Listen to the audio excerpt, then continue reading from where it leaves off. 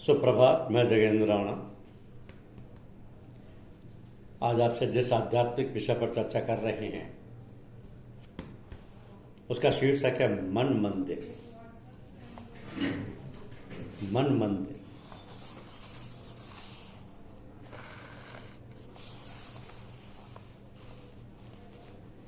प्रभु को मन मंदिर में विराजमान करने की बात कही जाती है। तो क्या मन एक मंदिर है? मंदिर का मतलब है वो पवित्र स्थान जहां पर पूजा होती है परमात्मा की। यदि प्रभु को हृदय में बसाना है तो उसके लिए मन की पवित्रता आवश्यक है। सबसे पहले जो ध्येय है उसको मजबूत बनाना है। हमारा ध्येय प्रभु को प्राप्त करना है। जब यह ध्येय बन गया तब धारण किया उस प्रभु को हृदय में, अपने अंतर्मन में। चूंकि उस परमात्मा का रूप दिव्य है, निर्मल है, अतः हमें भी पवित्र व निर्मल बनना चाहिए। इसके लिए अंतर्मन को निर्मल व शुद्ध बनाना होगा, तभी वह उस मन मंदिर में प्रवेश कर सकेगा। अब मन की शुद्धि के लिए राम नाम का सहारा लें। ओम नाम का जाप या इष्ट देव द्वारा निर्दिष्ट आराध्य देव की अर्चना करें। इसी से अंतःकरण की शुद्धि होती है। और जब मन पवित्र हो गया तब परम प्रभु का निवास वहां स्वतः हो जाता है। तो अंतर्मन की पवित्रता की पहचान ये है कि उसमें किसी के प्रति भी प्रतिकूल विचार ना आए। किसी के प्रति भी प्रतिकूल विचार ना आए। सभी तो उस परम प्रभु की संतान है, फिर अपना पराया क्या? जब ये अवस्था प्राप्त हो जाए तब राम के आत्मदर्शन में समय नहीं लगता। बस उसको पाने की धुन होनी चाहिए। जैसे दुनियादार को दुनियावी चीजें पाने की लालसा बनी रहती है और बड़ी तत्परता से वह अपने लक्ष्य को पूरा करने के लिए जी जान से जुट जाता है, उसी प्रकार प्रभु को पाने के लिए अपने ध्येय पर अटल विश्वास के साथ निर्मल हृदय की पवित्रता एवं एकाग्रता के साथ मन को लगाना होगा। तभी उस परम प्रभु का साक्षात्कार हो सकेगा। तो आवश्यकता है प्रभु के चरण कमलों में अपने को अर्पित करते रहने की। वो तो इतना दयालु व कृपालु है कि वो हमें बड़ी से बड़ी मुसीबतों से उबारता रहता है। कमी है उसके चाहने वालों में कि वो उसकी याद से गाफिल हो जाते हैं, उसे भूल जाते हैं। यदि क्षण प्रति क्षण तन्मयता बनी रहे तो उसका लाभ अवश्य मिलता रहता है। राम नाम स्मरण से आत्मलाभ होता है। ये बात साधक स्वयं अनुभव कर सकता है। उसे कहीं किसी के पास इस समस्या के लिए पूछने की आवश्यकता नहीं है। उसकी हालत कैसी है वो स्वयं विचार करके अनुभव कर सकता है। मार्गदर्शक तो सदैव उसको मार्ग दिखाता ही रहता है। तो जीवन की सार्थकता ऐसी में है कि जिस हाल में परमपिता परमात्मा रखे उसी हाल में उसका धन्यवाद अदा करते रहना चाहिए। ये दुनिया है, सुख और दुख अपने संस्कार बस आते जाते हैं। उनको सुचारू रूप से भोगना ही जीवन है और इस जीवन की घड़ियों को परमात्मा की याद में बिताना ही साधना है। तो प्रारब्ध के कारण जन्म हुआ है, आगे के संस्कार ना बने, आवागमन के चक्र को समाप्त करने का यही एक मार्ग है। संस्कार ना बने इसके लिए समता का जीवन व्यतीत करना होगा। समता का जीवन प्राप्त होगा साधना द्वारा। साधना प्राप्त होती है इष्ट देव की आराधना द्वारा। ऐसा करने पर ही अभीष्ट मिलेगा और उसकी अमृत वाणी का प्रभाव पड़ेगा। तो निर्मल व पवित्र हृदय वाले प्राणियों पर यही तो मोक्ष का द्वार है। क्योंकि मनुष्य इस धरा पर सर्वश्रेष्ठ प्राणी है। और इसलिए मनुष्य जीवन अमूल्य है। अमूल्य इस कारण से है कि जिन देवताओं की शक्ति और सामर्थ्य सुन सुनकर हम उनके जीवन के सामने अपने जीवन को हीन और निकृष्ट मानते हैं, उन देवताओं को भी कुछ समय तक सुख भोग और ऐश्वर्य प्राप्त करने के बाद पुनः मनुष्य शरीर में आना पड़ता है,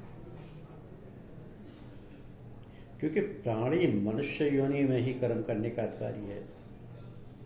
अन्य सभी योनियां भोग योनियां हैं। तो मनुष्य योनि में प्राणी कर्मों का भोग भी करता है और नवीन कर्मों और संस्कारों का सृजन भी करता है। अतः मनुष्य जीवन पाकर अपने जीवन को सफल और सार्थक बनाने का प्रयास और प्रयत्न करना ही सबसे बड़ा पौरुष है। इसमें संदेह नहीं कि सभी प्राणी मनुष्य योनि में आकर भी मनुष्य कोटि में नहीं होते। इसमें संदेह नहीं कि सभी प्राणी मनुष्य योनि में आकर भी मनुष्य कोटि में नहीं होते। बहुतों को वृक्षों के तुल्य, अनेकों को पशु तुल्य, कुछ को मनुष्य समान, किन्हीं किन्हीं को देव तुल्य और कुछ को ईश्वर तुल्य कहा गया। तो ये सब कोटियां मनुष्य जीवन में स्पष्ट रूप से देखने को मिलती है। फिर आप अपने को उस तुलना में लाकर ये जानने और समझने का प्रयास करें कि हम किस कोटि में और हमारा लक्ष्य क्या है। तो हमें अपने जीवन को ईश्वर तुल्य बनाने का कितना स्वर्णिम अवसर प्राप्त हुआ है कि हम इतने सुंदर सत्संग और सद्गुरुओं की छत्र छाया में जीवन यापन कर रहे हैं। हम थोड़े ही प्रयास से सत्संग द्वारा सद्गुरुओं की इच्छा अनुसार अपने को ढालकर उनकी आज्ञानुसार जीवन यापन कर अपने को आसानी से ईश्वर तुल्य बना सकते हैं। इसका सबसे सरल और सुगम उपाय यह है कि सद्गुरुओं से जितना अधिक संपर्क कर सकें करें। जितना ही हम उनका सत्संग करेंगे उतना ही हमारा उत्थान और उत्कर्ष सहज रूप में होता जाएगा। जिस स्थिति और अवस्था की हम कल्पना तक नहीं कर सकते वो स्वतः ही प्राप्त होती जाएगी। इसका पता तो हमें तब चलता है जब हम लोग अन्य सत्संगों और महात्माओं के संपर्क में आते हैं और वे लोग कहते हैं आपको ऐसी अवस्था और इतने उच्च पद की प्राप्ति कैसे हो गई। हम तो न जाने कितने वर्षों से कठिन तपस्या और साधन अभ्यास कर रहे हैं, लेकिन आप जैसी अवस्था की तो हमें झलक भी नहीं लगी। इसका अर्थ स्पष्ट है कि हमारे सत्संग के सद्गुरुओं की अनुकंपा और साहचर्य से जो भी हमें प्राप्त हुआ है उसका मूल्यांकन हम स्वयं कभी भी नहीं कर सकते। सो इस जीवन के स्वर्णिम घड़ियों को व्यर्थ न गंवाएं और जितना अधिक से अधिक सद्गुरुओं का सानिध्य प्राप्त कर सकें उतना ही हमारे लिए श्रेष्ठ है। अब लोग कहते हैं कि संसार में रहकर मनुष्य योग नहीं प्राप्त कर सकता, योगी बनना मात्र एक कल्पना ही है। ये बात ठीक नहीं। जब तक मनुष्य अपना लक्ष्य निर्धारित नहीं करता तब तक उसको प्राप्त करने का अर्थ ही क्या है। मनुष्य जब इच्छा करता है और उस इच्छा को पूर्ण करने के लिए प्रयास करता है तो उसे सफलता अवश्य मिलती है। यदि मनुष्य योगी बनने की इच्छा रखता है और उसके लिए उचित प्रयास करता है तो संसार में रहते हुए अपने सभी कर्तव्यों का निर्वाह करते हुए भी परमात्मा से योग प्राप्त कर सकता है। अब रामायण में कहा है कि कर्म प्रधान विश्व रचि राखा, जो जस करें सो तस फल चाखा। कर्म प्रधान विश्व रचि राखा, जो जस करें सो तस फल चाखा। एक दूसरी चौपाई जो उसके बिल्कुल विपरीत जान पड़ती है और वो है कि हुई है सोई जो राम रच राखा, को कर तर्क बढ़ावई साखा। अगर हम ध्यान पूर्वक इन दोनों चौपाइयों पर विचार करें तो अर्थ बिल्कुल स्पष्ट है कि मनुष्य जो कर्म करता है उसका फल उसको अवश्य भोगना पड़ता है। कर्म प्रधान विश्व रचना का, जो जस करे सो तस फल चाका। लेकिन कोई ये नहीं जानता कि वो फल हमको कब, कैसे और कहाँ प्राप्त होगा। अब ये कार्य तो ईश्वर द्वारा निर्धारित होता है। ईश कहते हैं नियमन करने को। हम जो भी कर्म करते हैं उसका नियमन ईश्वर द्वारा होता है और इसी को हम दैव गति कहते हैं। तो मनुष्य को अचानक ऐसे ऐसे भोग और स्थितियां प्राप्त होती हैं जिनकी वह कल्पना तक नहीं कर सकता, और कहने लगता है हमने तो किसी का अनर्थ करना तो दूर, उसके बारे में सोचा तक नहीं। तब फिर हमें ऐसी विषम परिस्थिति कैसे प्राप्त हुई? न जाने हमने कब कैसे कैसे कर्म किए, शुभ या अशुभ, पाप या पुण्य, पता नहीं किसका फल मिल रहा है। तो इसी को दैवगति कहते हैं। इसलिए सावधान होकर पग पग पर अपने आप को निरखते परखते हुए जीवन बिताना चाहिए।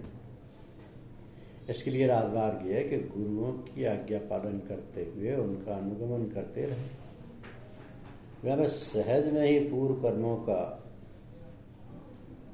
भोग भोगा पाते हुए पार करा देंगे। तो मनुष्य क्षण भर भी कर्म किए बिना नहीं रह सकता। कर्म शारीरिक भी होते और मानसिक भी, और मन की आज्ञा के बिना तो कोई कर्म हो ही नहीं सकता। इसलिए मन को अपने बस में रखने को कहा गया है कि मन के मते न चालिए, मन के मते अनेक। जो मन पर असवार है सो साधु कोई एक। इसलिए हर साधक को चाहिए कि वह मनमत ना रहे, बल्कि गुरुमत रहे। ये गुरुमत में चलना, गुरुमत होने का मतलब है कि अपने को गुरु के समर्पण कर दो। यही है वो राजमार्ग जिस पर हमें बेरोक टोक चलते जाना। तो भगवान और गुरुदेव हमारी रक्षा करें। श्री कृष्ण भगवान जी ने अर्जुन से प्रश्न किया कि ये मन बड़ा चंचल है, कैसे इसे भस्म किया जाए। श्री कृष्ण भगवान जी से अर्जुन ने प्रश्न किया कि यह मन बड़ा चंचल है, इसे कैसे भस्म किया जाए। तो भगवान बोले, सचमुच मन तो बड़ा चंचल है, किंतु इसे अभ्यास और वैराग्य से भस्म किया जा सकता है। तो अब प्रश्न ये है कि अभ्यास क्या है और वैराग्य क्या है। किसी ऐसे कार्य को जिसे हम करने की आदत नहीं है हमें, उसे बार बार करने से फिर आदत पड़ जाती है। आदत पड़ते पड़ते फिर स्वभाव बन जाता है, फिर कोई अड़चन नहीं रहती, साधन होने लगता है। इसी प्रकार वैराग्य का भी मामला है। वैराग्य माने राग रहित होना, राग माने लगाव, प्रेम, किसी को बहुत अधिक याद करना। कोई भी काम करते समय हमें उसी की याद आते रहना राग कहलाता है।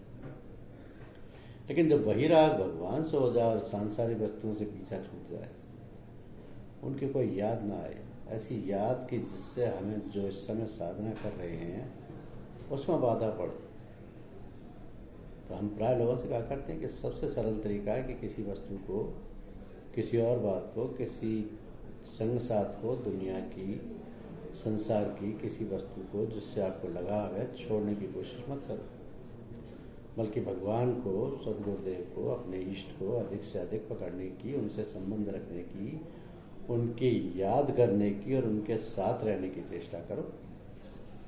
तो दुनियादारी की बातें, सांसारिक बंधन और जो बाधाएं हैं हमारे साधन के मार्ग से अपने आप हट जाएंगी।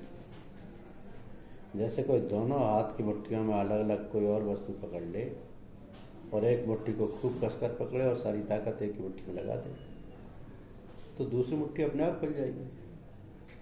इसी प्रकार जब हम भगवान में पूरे उत्साह और चेष्टा से सारी चेतना तथा बल को लगा देंगे तो संसार के बंधन अपने आप छूट जाएंगे, टूट जाएंगे, और यही वैराग्य दशा अपने आप आ जाएगी।